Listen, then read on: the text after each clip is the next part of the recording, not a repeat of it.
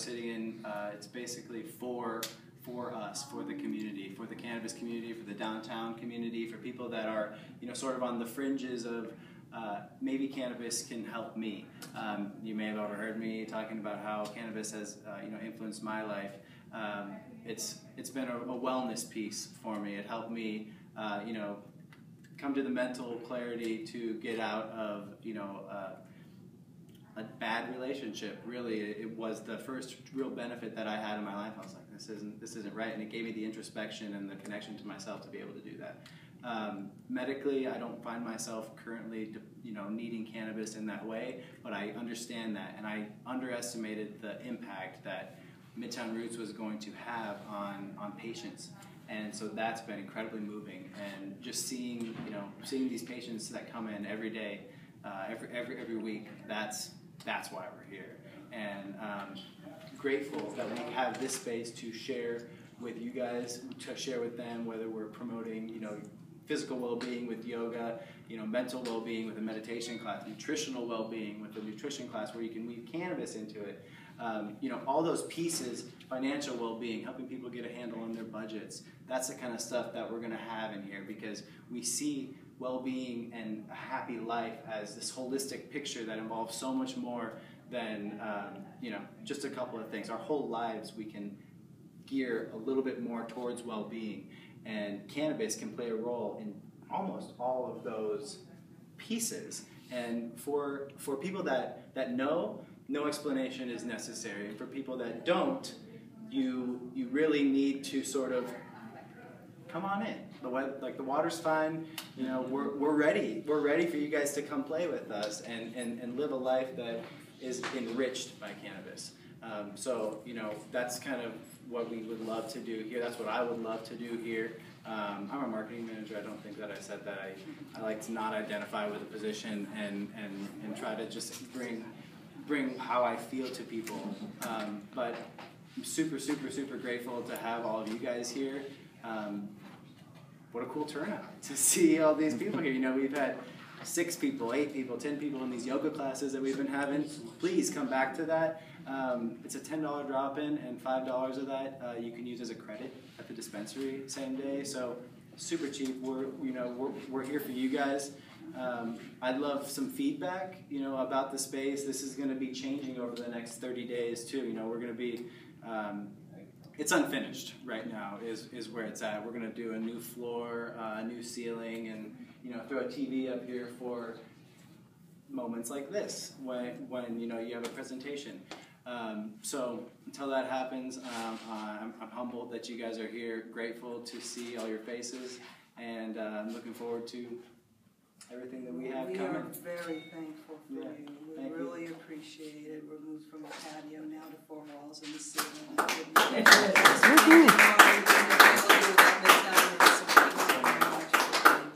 And I love a good patio. No, well, we did too until it was 120, right? Yeah. All right, the hardcores all know about it. Well, thank you very much. Thank you so much, you guys. Appreciate it. Before we continue on, we're going to have Thomas say a few moments here for an activist who passed away over the week. For those of you who don't know, the Arizona cannabis community has lost a very dear friend last week. Dennis Bulkey has lost his battle with cancer, class 4, and he passed away on Tuesday at exactly 4:20 p.m. last week. That's exactly what it says on his death certificate. So while we can all smile at that and remember Dennis that way, let's give him a quick moment of silence.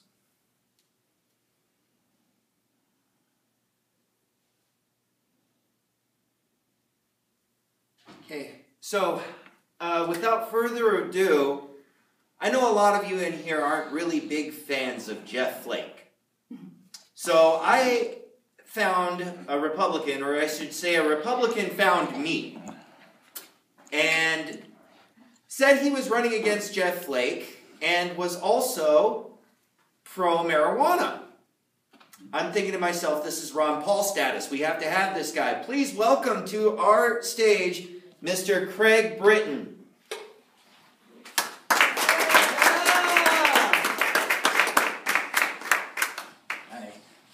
How you guys guys doing today? Doing great. Good. I'm just going to check my notes. I don't really have a lot to say here today, but I just have to pull up my notes on my phone. I don't really do the whole teleprompter thing. I'm more of a notes guy, so That's good. We don't add a teleprompter. Yeah. Need that. We'll use the high budget facility next time. But I wanted to tell you about my background and who I am and what I represent. I was born in Alaska. I'm from a military family, 2 veterans, Air Force vets. I grew up in Colorado Springs right now, where marijuana is totally and completely 100% legal. So cheers to my hometown of Colorado and Colorado Springs, where I know many dispensaries and local growers out there who have done wonderful things for the community and have proven that marijuana is not harmful to the community, and in fact is very beneficial to the community, and especially the veteran community, which is heavy in Colorado Springs, as the Air Force Academy is in Colorado Springs. And so many of the veterans there are able to use cannabis as part of their treatment as they return and move into civilian life from retirement. So that's very important. I have experience of 2 years. I worked in the Republican Party up in Maricopa County as precinct committeeman, and I've been involved in the election process. I want to say that I support Donald Trump, even though I disagree with him on many issues. I want to obviously get through to him on things that matter, and cannabis is one of the things where he said he's in support of medical cannabis. It's a good thing. But let's move him to full legalization. Let's show him the benefit of it. Let's reach out. Let's change the status. And how can we do that? The U.S. Senate run is part of that. Right now there's a huge opening, a huge vulnerability right now where there are all these old Republicans and they're not sure. They think cannabis is harmful. They've been told these old, out-of-date rumors and this false information that's very pervasive. And we need to show them and illustrate, hey, this is what it actually does.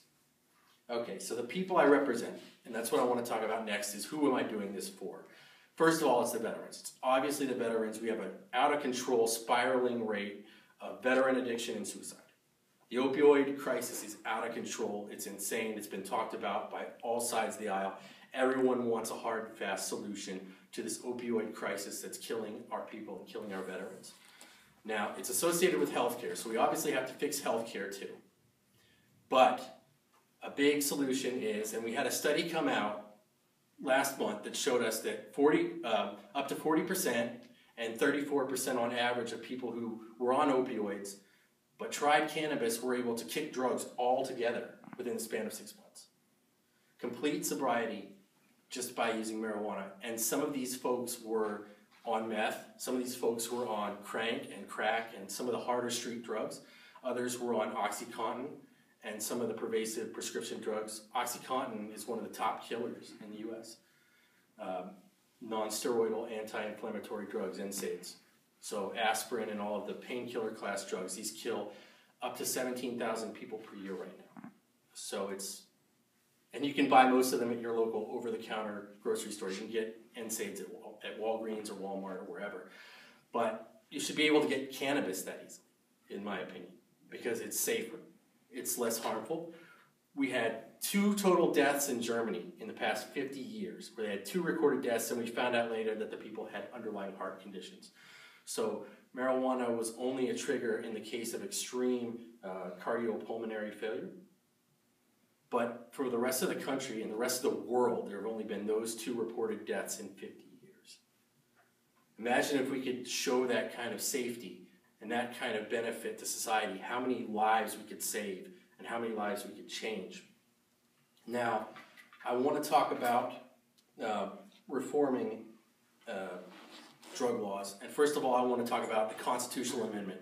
My proposition is the 28th Amendment to the United States Constitution, which will permanently legalize marijuana in all 50 states, will decriminalize marijuana, and will also provide for expedited and substantial pardons for people who are currently serving time for marijuana possession.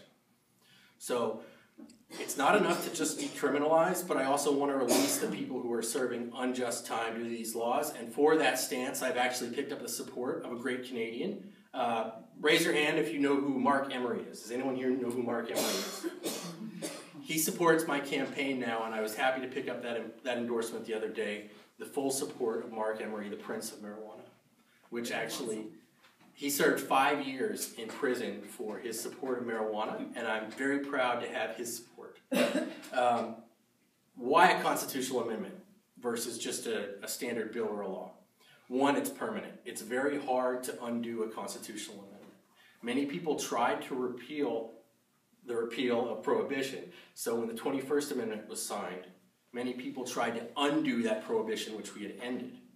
But they couldn't because of the strength of the constitutional amendment.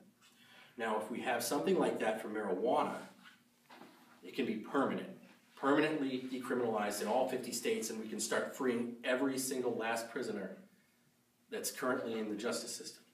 We can start treating every person that needs help for PTSD, for asthma, for cancer, for bipolar depression, for grief, for loss, for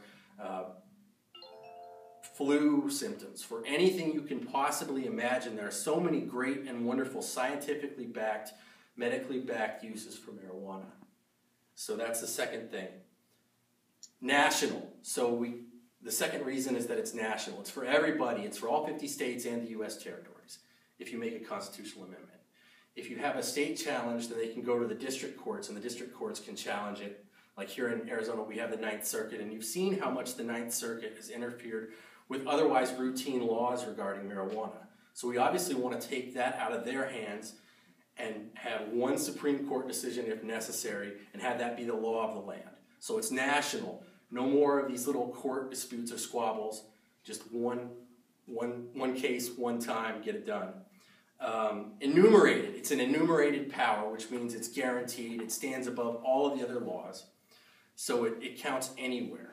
Anywhere the Constitution is valid, it can be referenced and cited and used as an enumerated power, which makes it the supreme law and the uncontested law of the land. So that's why a constitutional amendment stands above any other form of legislation, and that's why I propose the 28th Amendment to the Constitution, fully decriminalizing and permanently decriminalizing marijuana. My platform, and I'm going to talk about this real quickly and how marijuana falls into my platform. First of all, would you guys like to see the Republican Party completely changed, completely reformed? If you'd like to see it totally get out of being backwards and start being the party of the people, please raise your hand if you could. Just a show of hands.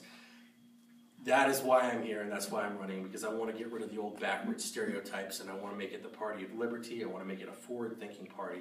I want to make it a party that understands economy and balanced budgets and getting government out of people's lives.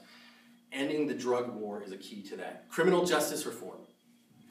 How many people do you think are in the justice system that are there for nonviolent crimes? Let's just say gun possession and marijuana possession. How many people do you think are in the justice system? 70%. Yes, 70 to 80. It's about 70 to 80%. So I'm glad you guys are well informed with that issue. So if you free all the people that are in there for marijuana and all the people that are in there for gun possession, both of which are supposed to be totally legal and complete rights, you open up the prison system to throw in the murderers, the killers, the cartels, the bad people that should be in those cells. You bring everybody else back and they get to see their families, and you have this great sense of community where all of these people that have been in for so long, they miss their loved ones because they've been taken away from them as a product of a drug war that targets innocent people. And that's something we really need to work on. So, individual health care. And I want to talk about this, where currently we have a battle between the Republicans and the Democrats. And they're both telling you, here's our one-size-fits-all plan. Here's our one-size-fits-all plan. I want to get away from that, and I want to make it a plan where you have individual choice and full control over your treatment because it's your life. So that's something that's a key part of my platform. Centralization. I want to take on the Federal Reserve. And I've talked to him. This is where the Ron Paul connection comes in. Audit the Fed? I want to end the Federal Reserve. Well, eventually. I want to go in directly, and in year one, I want to propose a direct repeal of the Federal Reserve Act in the first year. So that's one of the first things that I've already got my team and my underwriters working on, is we're creating a bill that will legally end the Federal Reserve Act and restore decentralization and ownership of property. which also enables marijuana trade on a grand scheme, because you get rid of a lot of the trade boundaries and barriers where banks right now don't want to be involved with marijuana. But if you remove the trade barriers, suddenly you have independent banking access and independent trade where marijuana can boost the entire United States economy and the international economy at a time of need most. Okay, so taking on the cartels. What percentage of homicides in the U.S. do you think are committed by the cartels and the gangs? Any ideas? Roughly about 15 to 20%. Fine. Nope. The FBI recorded in the year 2016 that up to 47% of all homicides in the U.S. were gang-related, and the majority of those, at least 33% to 35%, were related to the drug cartels. Okay, so here's the next follow-up question. What percentage of profits do you take away from the cartels if you decriminalize marijuana? Most of all of it. It's actually about a third of all profits and up to 50% for the Sinaloa cartel alone. So it's between 33 and 40% average overall. So you actually take a huge chunk out of the drug cartels, and what happens when the drug cartels are no longer coming here? The homicide goes down. So you no longer have these violent criminals that are misrepresenting marijuana. And you also open as a gateway. What's the next step once we legalize marijuana? What's the next step once we decriminalize marijuana? What happens next? What do you think I'm going to go for next? Anybody? Taxation. Well, that's another story, and I'll talk about that in a minute. But just drug-wise, what do you think I'm going to do next once we decriminalize marijuana? The other drugs? I'm going to start moving to have substance abuse treated as a medical issue and not as a criminal act. So we can get people into rehab, so we can get them medical rehabilitation, so we can remove the stigma that's been created by the cartels who bring in bad drugs, who harm people, and start helping our veterans get off drugs, get the medical treatment they need, and return home to their families. So you're gonna legalize all drugs? Well, I won't legalize all drugs. Let me say that. I would, as much as the libertarian in me would love to legalize all drugs with the stroke of a hand, I'm not going to legalize all drugs. I will completely decriminalize marijuana.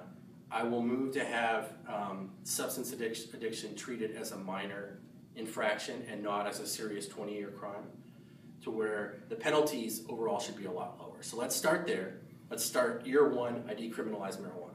Year 2 and 3, we start getting rid of all these excessive penalties and start moving to have it treated as a health issue, where you don't do a long stint if you have simple possession. You shouldn't do more than maybe 6 months if you have a small token amount for personal use at most. And at most that should be in a rehabilitation facility where you have to complete the full amount of your treatment. It really does take 3 to 6 months medically to treat someone for addiction, because of the process is very, very difficult. Not an addictive substance. Marijuana is not an addictive substance. But you can get the other substances there in prison. Right. That's the other problem, and that's why we want to get these people out of prison and get them into rehabilitation facilities, get them into hospitals, get them into the places where they're used to handling drugs, because who has more drugs than anyone else in the world? The hospital. The hospital has all of these different drugs. They handle them safely, and you don't see cases of the hospial overdosing people in most cases. You don't, Yes, you do. You do. It's a lot less than the street overdose. Not necessarily. No. You have the equivalent of 3 jumbo jets going down every 2 days for medical error in the United States. We have the worst. I was on Clinton's healthcare reform panel as a doctor. Okay, I go way back with this. So I can tell you, I'll gladly share. We're on limited time. Okay, I'll gladly talk to you about that. But that's so far the first thing that you've said, only thing you've said, that's a little bit off base. So I'll shut up and respect you. We'll definitely talk more about it, but I want to say that I feel overall, based on my personal experience and the statistics, that the rate of street overdoses is far, far higher than the rate of hospital overdoses. That was my point, and I feel that I can back that with evidence when we have a rate of 17,000 people dying of non-steroidal anti-inflammatory drugs in the streets, and we don't have that rate in hospitals. So I feel that the rate there is way too high. But I do want to talk to you about that. I do want you to be part of my platform. Guys, if I say something wrong, I want to be a politician that's accountable. And I've seen this with many of the other politicians where there's a lack of accountability in Washington. So if I get something wrong, I want to come forward and I want to say, hey, you know, maybe I didn't get this 100% right, but I mean well, and I want to write a plan that can be great for everyone. So I do want to meet with you, and I will meet with you afterwards, and we'll talk about all of this. Thank you. So, what was your name? Alan Harrison. It's great to meet you, Alan. So thank you. And that's really about changing the role of the United States. I'm going to wrap it up kind of briefly. I mean, I want to talk about next what is the overall goal of this, and that is changing the role of the United States in the world stage. I'm not a supporter of foreign wars, so I want to get us out of all of these other countries that I feel we should not be involved in. I want the U.S. to be seen as a forward-thinking country on drug policy. So I want us to be one of the first countries to really show and prove that on a grand scale, decriminalization works. Treating drug addiction as a medical problem works. Not being involved in foreign drug wars works. And so that's the role I want the GOP to take, is more of a backseat to stop this hawkish world geopolitics that I've seen in both the parties. You know that the Defense Authorization Act, the National Defense Authorization Act, passed 89-8. So there's still a lot of very hawkish politicians that I'll be taking on in Washington who think that the U.S. should be an active participant in foreign wars. And I think, you know, we need to get out of that. We need to focus on fixing the issues that we have here at home. And my entire policy is veteran-centric. I don't want to send veterans over into wars that are questionable. When they come home, I want them to be treated with dignity and respect because they're human beings, and I come from a military family. Are you a vet? No.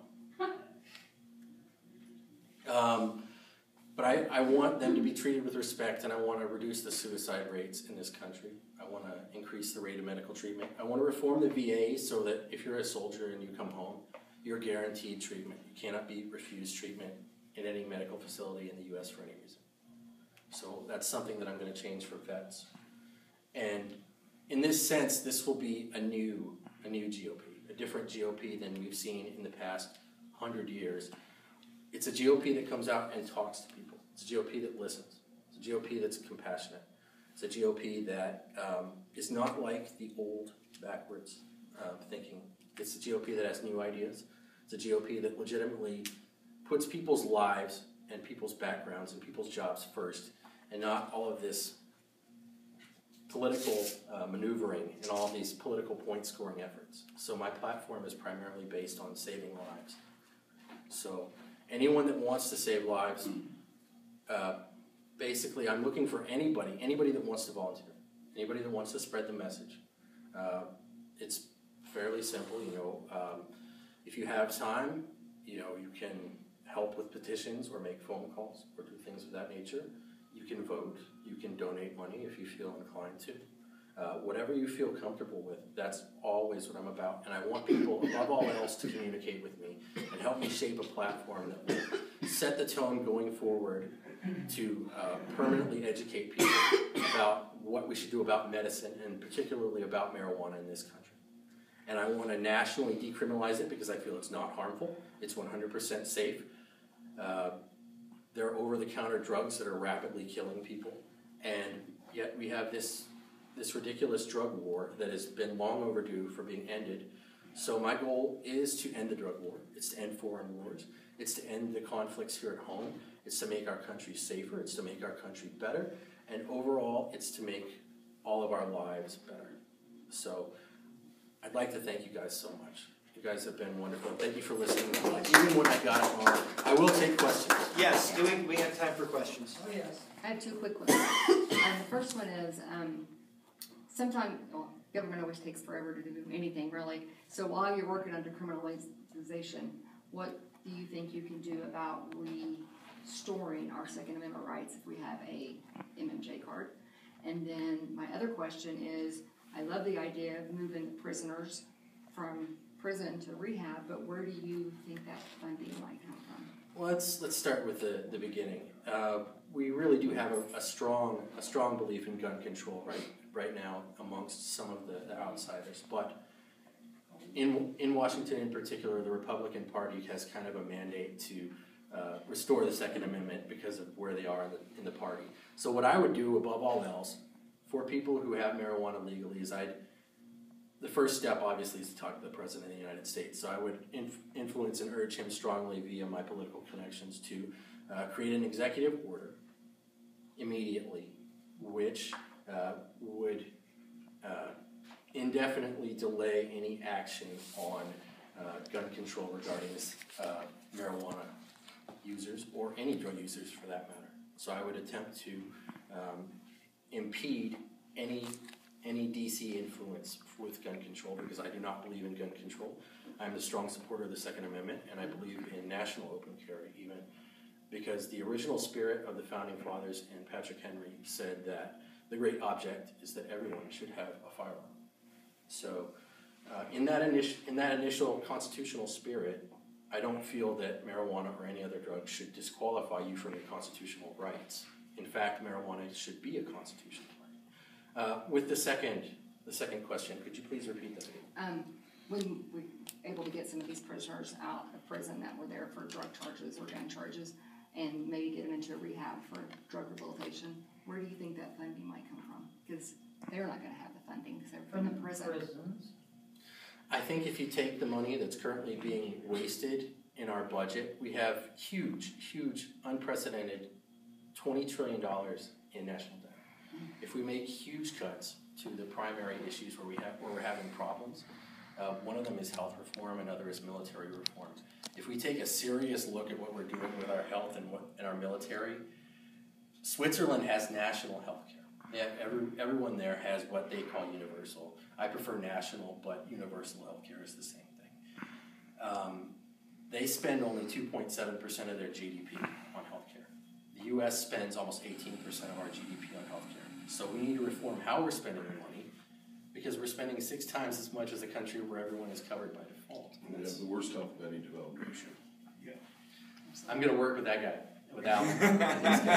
He's going to share with me some wonderful facts. So that's a big part of it. Thank you. What's your name? Yvonne. It's nice to meet you. Thank you. Nice to meet you. Thank you for answering my You question. didn't mention the 10th Amendment. According to a lot of legal experts, Sure. any war on drugs is unconstitutional for the 10th Amendment. The 10th Amendment says that the power is Sure. specifically given to the federal government and forbidden to the state to the state governments, and it's reserved for the state. And there's nothing in the Constitution that gives the federal government the power to wage a war on drugs or a war on liquor.